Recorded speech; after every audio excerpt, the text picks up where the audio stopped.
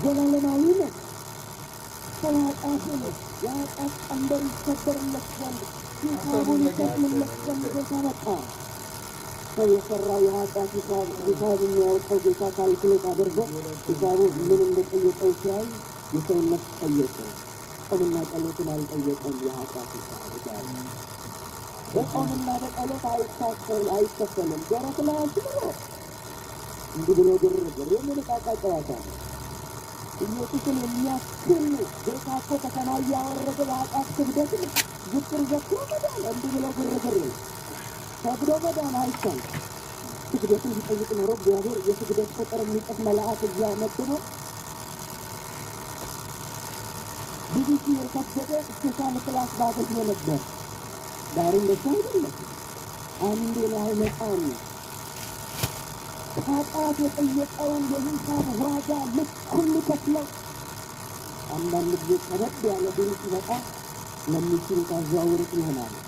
ሚታስት ወለም ሊሆን ይችላል። ቀስ ብላችሁ አይታችሁ ለሚችል ድሉ ትልቅ ነበርና ጌታ ሰው እንዳልቻለ አይቶ ድሉን ወደ ኢየሱስ አገሯንን ዕዳውን እንዲከፍልልን ካሱን እንዲያወራርድ የሰው ነፍስ ነው የጠየቀው። የሰው ደም ነው የጠየቀው።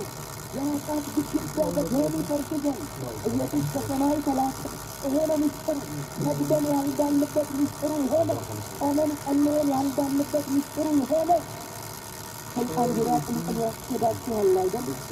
ድሮ በሕፃንነታችን አንድ አይነት ስውር ድንግልኛ እናሞኛቸው ነበር። ተስካር መሰለቱ የተጋረዱ ሰውዬ ምን ያውቃል? ያው አሉ እየመረጡ ነው የሆነ ጨዋልማት የሠራው ቧንቧን በዚህ አስፋልት ዙሪያ ስናገባቸው አንድ ሁለት ዙር ደክሟቸው ረግመውን ተለዩ።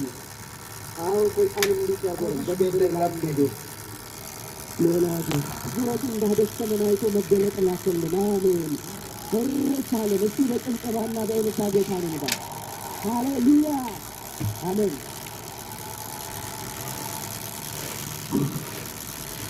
እንኳን ደስ ያለበት እስቲ ደግማችሁ ተጠባበቁ። እንኳን ደስ ያለበት አሜን። ጌታ ይባረክ።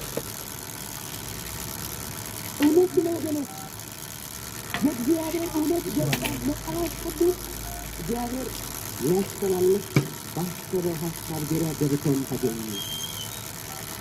ስለዚህ መጽሐፍ ቅዱስ ያልቃል።